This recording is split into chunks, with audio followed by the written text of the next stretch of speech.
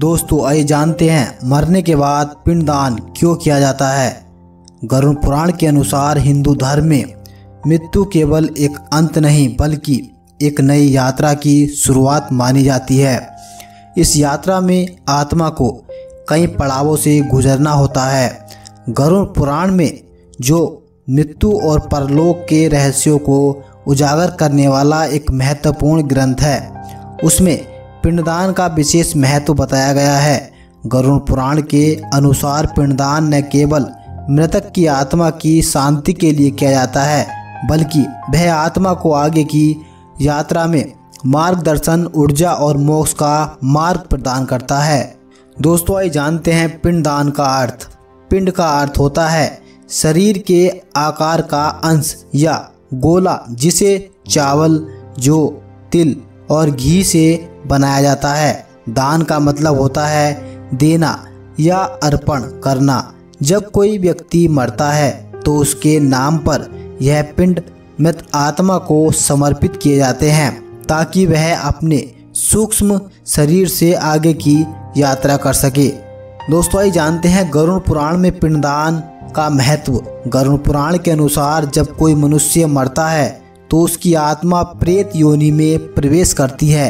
यह आत्मा तब तक भटकती रहती है जब तक कि उसके परिजनों द्वारा विधि पूर्वक पिंडदान, दर्पण और श्राद्ध आदि कर्म न किए जाएं।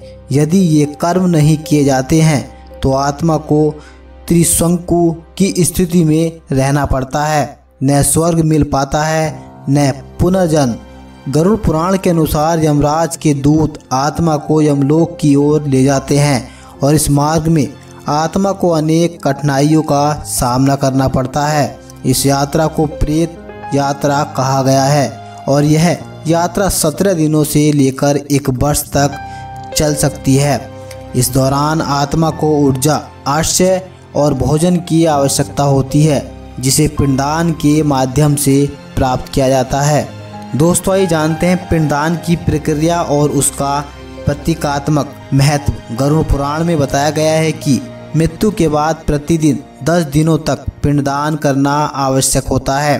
पहले दिन आत्मा के लिए पहला पिंड, दूसरे दिन दूसरा और इसी तरह 10वें दिन तक 10 पिंड समर्पित किए जाते हैं।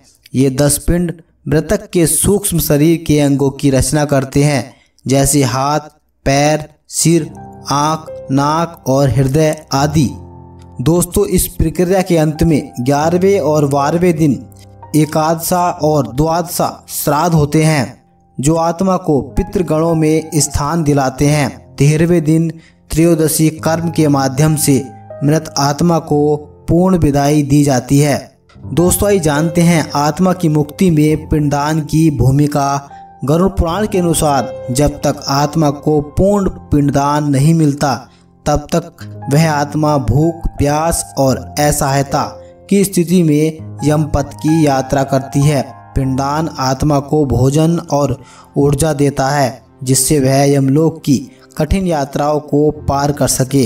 इतना ही नहीं, अगर मृतक ने अपने जीवन में कोई अधर्म किया हो, पाप कर्म किए हों तो भी पिंडदान और श्राद्ध के माध्यम से परिजन उसकी आत्मा को शांति और मोक्ष दिलाने में सहायता कर सकते हैं। दोस्तों ये जानते हैं पिंडदान का आध्यात्मिक पहलू। पिंडदान केवल एक कर्म कांड नहीं है बल्कि यह आत्मा की परम चेतना और यात्रा एक आध्यात्मिक साधना भी है। यह ब्रह्मांडीय नियमों का पालन करता है जहां जीवात्मा के पृथ्वी से संबंध को धीरे धीरे समाप्त कर उसे ब्रह्मलोक या मोक्ष की ओर अग्रसर किया जाता है। दोस्तों गरुड़ पुराण यह भी कहता है कि जो संतान अपने पितरों का पिंडदान नहीं करती वह स्वयं भी सांसारिक कष्टों से घिर जाती है। इसके विपरीत जो पुत्र अपने पूर्वजों का विधि पूर्वक पिंडदान करता है उसके कुल में कभी भी दरिद्रता, रोग और अकाल मृत्यु नहीं होती। दोस्तों गरुड़ पुराण के अनुसार पिंडदान मृत आत्मा की यात्रा का अनिवार्य अंग है। यह न केवल आत्मा को यमलोक की यात्रा में सहायता करता है बल्कि परिजनों के प्रति कर्तव्य निर्वहन का भी प्रतीक है। यह एक ऐसा आध्यात्मिक माध्यम है जो जीव और परलोक के बीच सेतु का कार्य करता है। दोस्तों, पिंडदान हमें यह सिखाता है कि मृत्यु अंत नहीं, एक नया आरंभ है और हमारे कर्म, श्रद्धा और भक्ति से ही आत्मा को शांति और मोक्ष की प्राप्ति होती है। दोस्तों, इसी तरह की वीडियो को देखने के लिए इस चैनल को सब्सक्राइब करें और कमेंट बॉक्स में राधे राधे